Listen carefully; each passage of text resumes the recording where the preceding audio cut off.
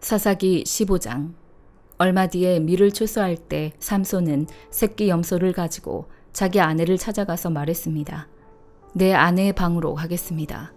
그러나 그녀의 아버지는 그가 들어가게 허락하지 않았습니다. 그녀의 아버지가 말했습니다. 나는 자네가 내 딸을 아주 미워하는 것으로 생각했다네. 그래서 내가 그 애를 자네 친구에게 줘버렸다네. 그 애의 여동생이 그 애보다 더 예쁘지 않은가? 제발 그 애 대신 동생을 데려가게나. 삼손이 그들에게 말했습니다.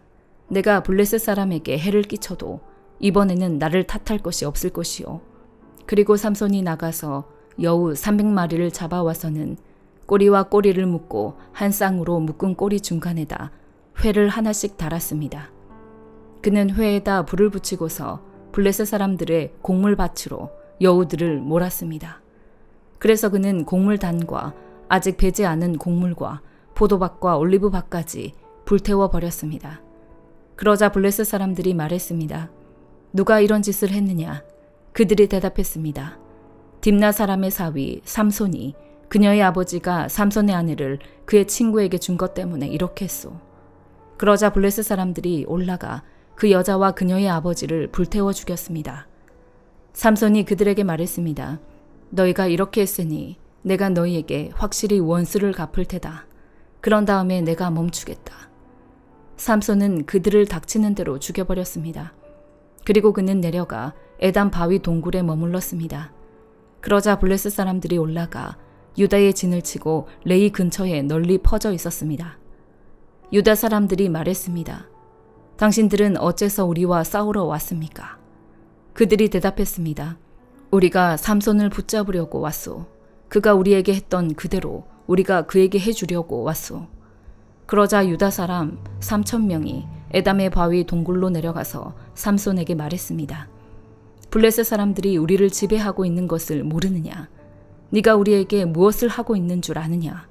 그러자 삼손이 그들에게 말했습니다. 그들이 내게 한 그대로 그렇게 내가 그들에게 했습니다. 유다 사람들이 삼손에게 말했습니다. 우리가 너를 붙잡아 블레셋 사람들 손에 넘겨주려고 왔다. 삼손이 그들에게 말했습니다.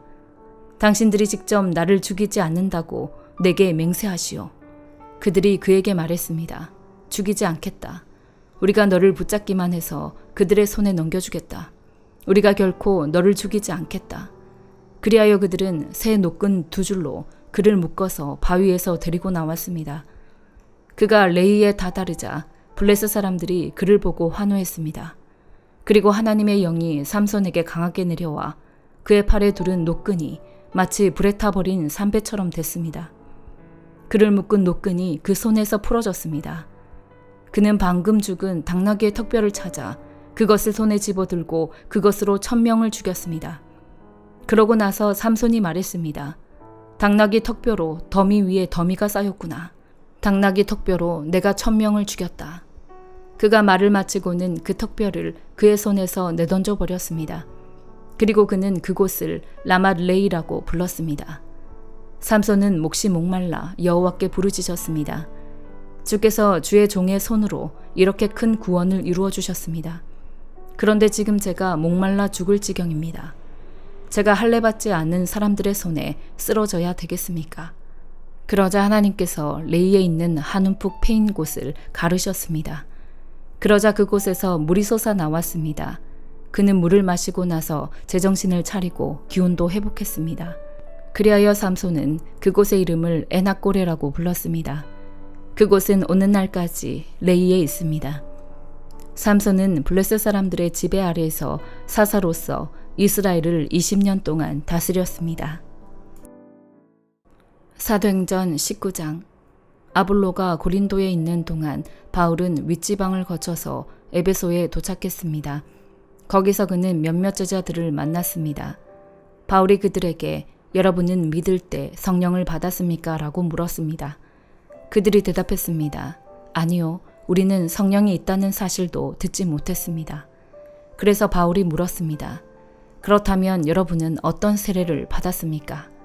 그들이 대답했습니다. 요한의 세례입니다. 바울이 말했습니다. 요한의 세례는 회개의 세례입니다. 그는 백성들에게 자기 뒤에 오실 분을 믿으라고 했는데 그분이 바로 예수입니다. 그들은 이 말을 듣고 곧바로 주 예수의 이름으로 세례를 받았습니다. 바울이 그들에게 손을 얹자 성령이 그들에게 내려 그들이 방언으로 말하며 예언하게 됐습니다. 그들은 모두 12사람 정도였습니다. 바울이 회당으로 들어가 석 달 동안 담대하게 말하며 하나님 나라에 대해 강론하고 설득했는데 그 가운데 몇 사람은 마음이 완고해져 믿기를 거부하고 공공연하게 그 가르침을 비방했습니다. 그래서 바울이 그들을 떠나 제자들을 따로 데려다 두란노 서원에서 날마다 가르쳤습니다. 이 일이 2년 동안 계속돼 아시아 지방에 사는 모든 유대 사람들과 그리스 사람들이 주의 말씀을 듣게 됐습니다. 하나님께서는 바울의 손을 통해 특별한 기적을 일으키셨습니다. 바울의 몸에 닿은 손수건이나 앞치마를 가져다 환자들에게 대기만 하면 그들의 병이 낫고 악한 영들이 떠나갔습니다. 사방을 돌아다니며 귀신을 쫓아내는 유대 사람들 가운데 어떤 이들도 주 예수의 이름으로 악한 영들을 쫓아내려고 했습니다. 그들은 바울이 전파하는 예수를 힘입어 내가 너희에게 명령한다라고 말했습니다. 유대 사람 대제사장 스게와의 7 아들도 이런 일을 했습니다. 그러자 그 악한 영이 그들에게 대답했습니다. 내가 예수를 알고 바울도 안다. 그런데 너희는 누구냐? 그러고는 그 악한 영에 빠진 사람이 그들에게 달려들어 그들 전부를 힘으로 눌러 이겼습니다. 그러자 그들이 발가벗겨진 채 피를 흘리며 집 밖으로 도망쳐 나왔습니다. 이 사실을 알게 된 에베소에 사는 유대 사람들과 그리스 사람들이 모두 두려움에 사로잡혔고 주 예수의 이름을 높였습니다. 믿게 된 사람들이 많이 나와 자신의 악한 행위들을 고백하고 공개했습니다. 마술을 하던 많은 사람들은 그 책들을 모아다 사람들이 보는 앞에서 태워버렸습니다. 그들이 그 마술책들의 값을 매겨보니 모두 5만 드라크마 정도가 됐습니다. 이렇게 해서 주의 말씀은 점점 힘있게 퍼져나갔습니다. 이런 모든 일이 일어난 뒤 바울은 마케도니아와 아가야 지방을 거쳐 예루살렘으로 가기로 결심하고 내가 예루살렘을 방문한 후에 반드시 로마도 꼭 볼 것이다 라고 말했습니다. 그는 자신을 돕는 사람 가운데 디모데와 에라스도 2사람을 마케도니아로 보내고 자신은 아시아 지방에 잠시 더 머물렀습니다. 그 무렵 에베소에서는 복음의 말씀 때문에 큰 소동이 일어났습니다. 데메드리오라는 은세공업자는 아데미 여신의 은 모형을 만드는 사람이었는데 직공들에게 적지 않은 돈벌이를 제공해주고 있었습니다. 그가 직공들은 물론 이 일에 관련된 일꾼들을 불러 모아놓고 말했습니다. 여러분도 알다시피 우리가 이 사업으로 소득이 꽤 좋았습니다. 그런데 여러분도 보고 들은 대로 바울이라는 이 사람이 여기 에베소뿐 아니라 아시아 온 지방에서 사람이 만든 신은 신이 아니다라며 많은 사람들을 설득해 마음을 돌려놓고 있습니다. 이렇게 되면 우리 사업의 명성이 떨어질 뿐 아니라 위대한 여신 아데미 신전의 명예도 실추되고 아시아 지방과 전 세계에 걸쳐 숭배되고 있는 이 여신 자체도 그 신성한 위엄을 잃을지도 모르는 위험이 있습니다. 그들이 이 말을 듣자 화가 치밀어 올라 에베소 사람들의 아데미 여신은 위대하다 하고 소리 높였습니다. 그러자 도시는 순식간에 온통 소란스러워졌고 사람들은 마케도니아에서부터 바울과 동행한 가이오와 아리스다고를 붙잡아 일제히 연극장 안으로 몰려 들어갔습니다. 바울이 사람들 앞에 나서려고 했지만 제자들이 말렸습니다. 바울의 친구인 그 지방의 관리들도 사람을 보내 바울더러 위엄을 무릅쓰고 연극장 안으로 들어가지 말라고 간곡히 권했습니다. 연극장 안에서 어떤 사람은 이 말을 하고 또 다른 사람은 저 말을 하는 통에 모인 곳은 매우 혼란스럽게 됐습니다. 심지어 자기들이 왜 그곳에 모였는지 모르는 사람들도 대부분이었습니다. 유대 사람들이 군중 가운데서 알렉산더를 앞으로 밀어냈습니다. 그러자 그는 조용히 하라고 손짓하고 사람들 앞에서 변호하려고 했습니다. 그러나 그가 유대 사람임을 알아챈 그들은 모두 한 목소리로 에베소 사람들의 아데미 여신은 위대하다라며 2시간 동안이나 외쳐댔습니다. 마침내 에베소 시청 서기관이 사람들을 진정시키고 말했습니다. 에베소 시민들이여, 이 에베소 도시가 위대한 아데미의 신전과 하늘에서 내려온 그 신상을 지키고 있는 것을 온 세상이 다 알지 않습니까? 이것은 부인할 수 없는 사실이므로 이제 여러분은 진정하고 경솔한 행동을 삼가야 합니다. 여러분은 이 사람들이 신전 물건을 도둑질하거나 우리 여신을 모독한 것도 아닌데 이곳으로 끌고 왔습니다.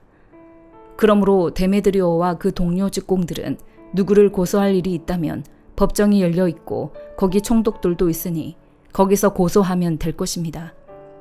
그 밖에 여러분이 제기하고 싶은 문제가 더 있다면 그것은 정식 집회에서 해결해야 할 것입니다. 오늘 일로 인해 우리는 소란죄로 고소당할 위험이 있습니다.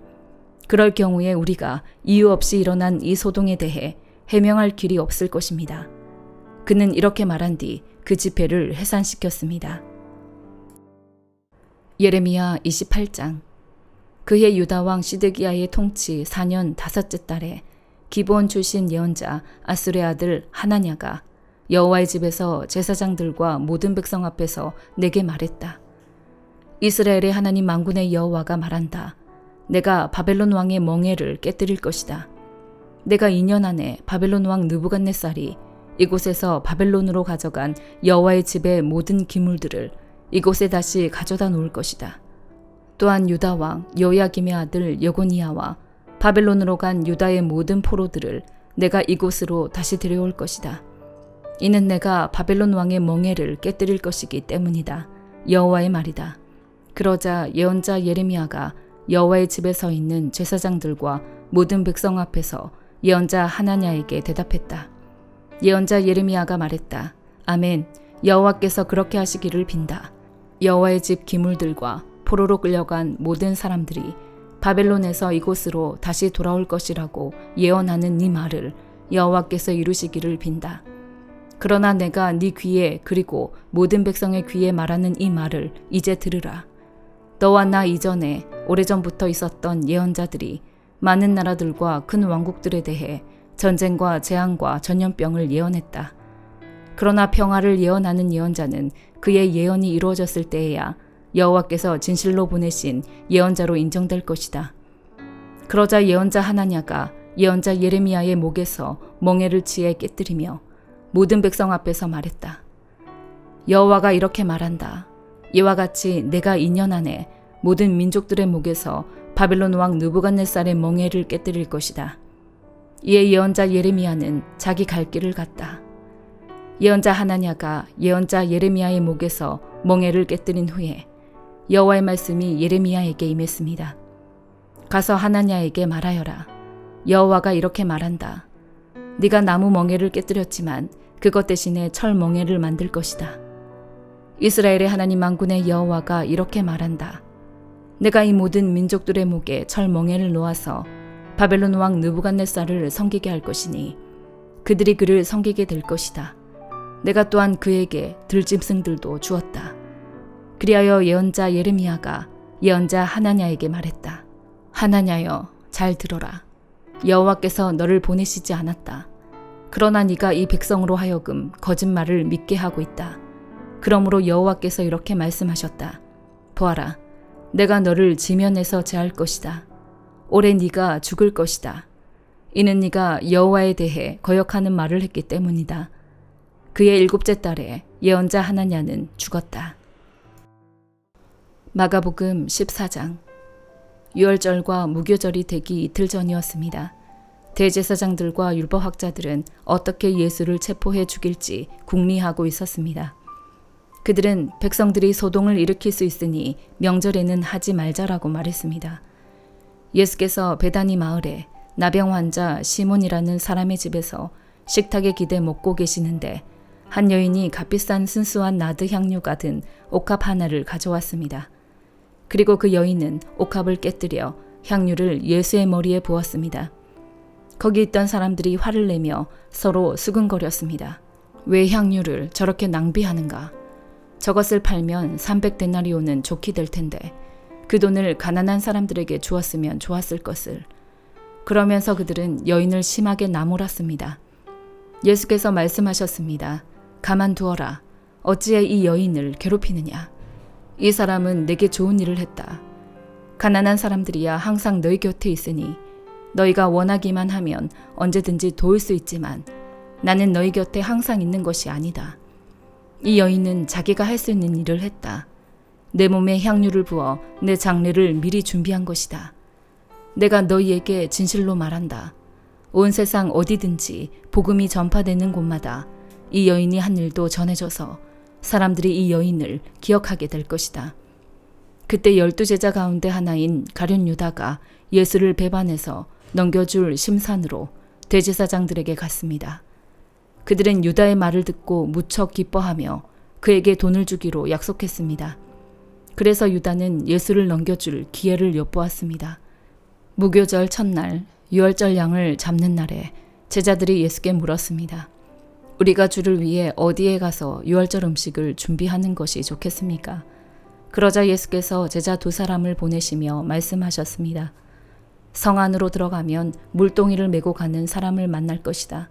그를 따라가거라. 그가 어디로 들어가든지 그 집 주인에게 선생님께서 제자들과 함께 유월절 음식 먹을 방이 어디냐고 물으십니다. 라고 말하라.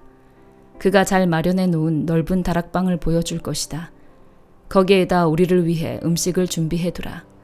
제자들이 떠나 성 안으로 들어가 보니 모든 것이 예수께서 말씀하신 그대로였습니다. 그리하여 그들은 유월절을 준비했습니다. 그날 저녁이 되자 예수께서 12제자들과 함께 그 집에 도착하셨습니다. 함께 식탁에 기대어 음식을 나누는 동안 예수께서 말씀하셨습니다. 내가 너희에게 진실로 말한다. 너희 가운데 하나가 나를 배반할 것이다. 그가 지금 나와 함께 먹고 있다. 그들은 슬픔에 잠겨 한 사람씩 예수께 물었습니다. 설마 저는 아니지요? 예수께서 대답하셨습니다.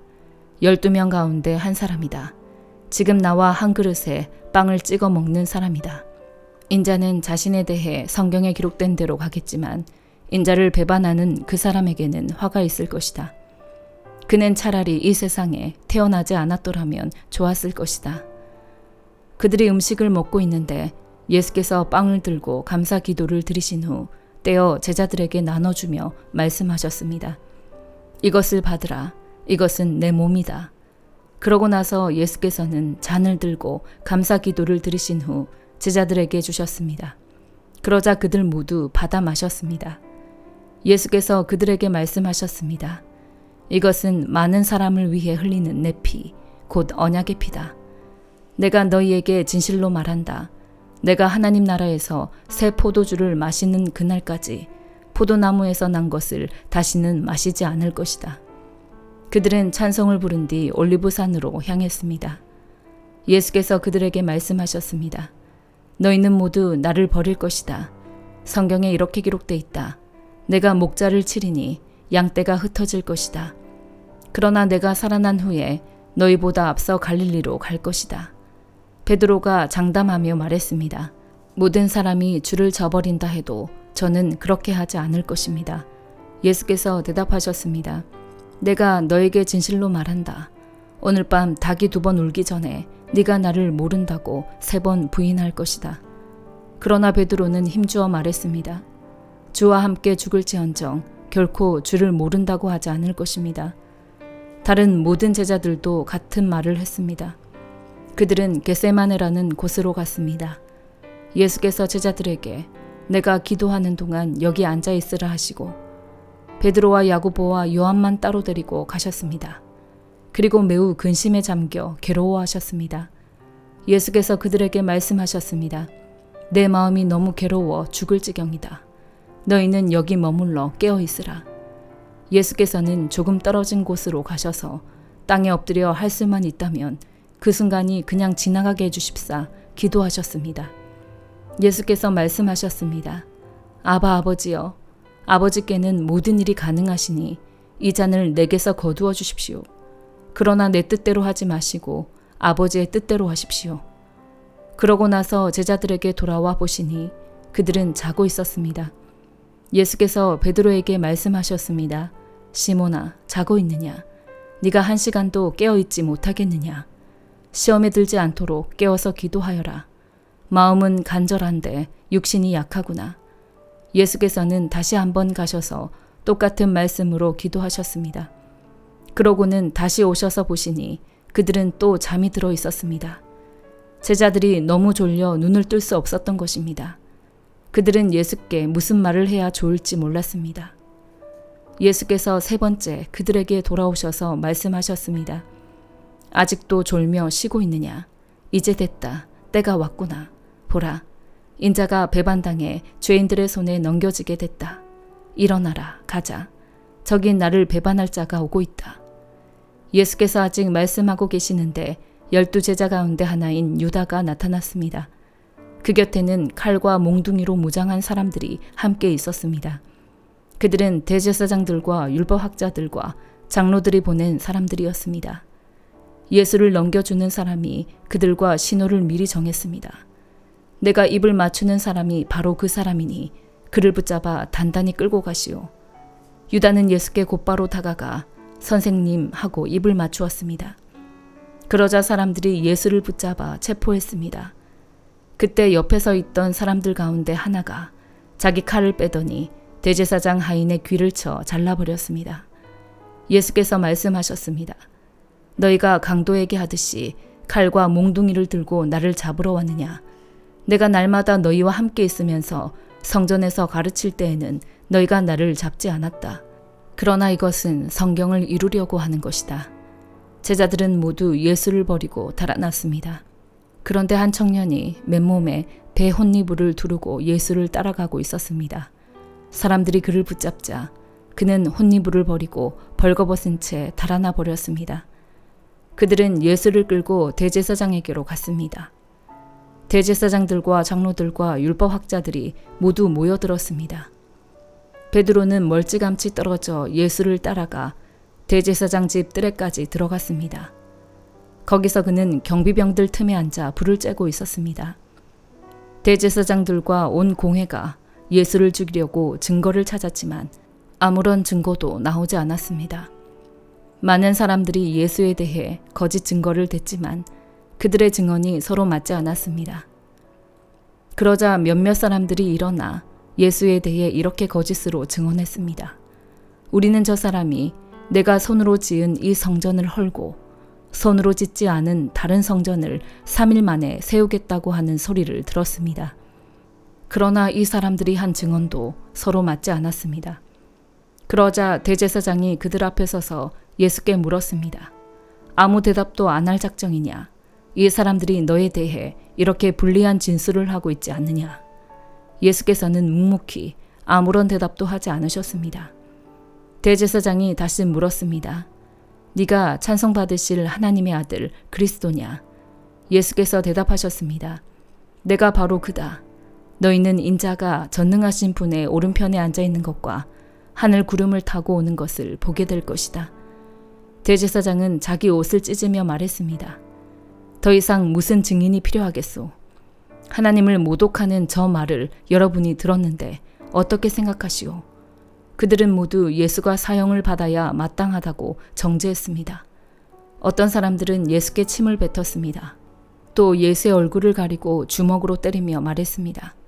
누가 때렸는지 예언자처럼 맞춰보아라. 경비병들도 예수를 끌고 가 마구 때렸습니다. 베드로가 집 안뜰 아래쪽에 있는데 대제사장의 하녀 하나가 다가왔습니다. 하녀는 불을 쬐고 있는 베드로를 보고 가까이서 자세히 살펴보더니 말했습니다. 당신도 나사렛 예수와 한패지요.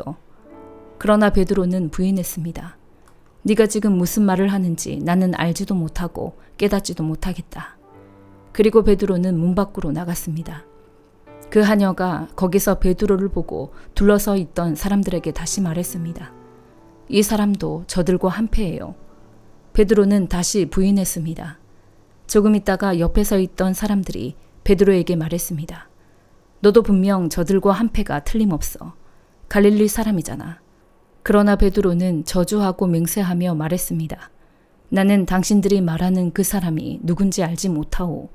바로 그때 닭이 2번째 울었습니다. 그러자 베드로는 닭이 2번 울기 전에 네가 나를 3번 모른다고 할 것이다 라고 하신 예수의 말씀이 생각나 엎드러져 울었습니다. 아멘.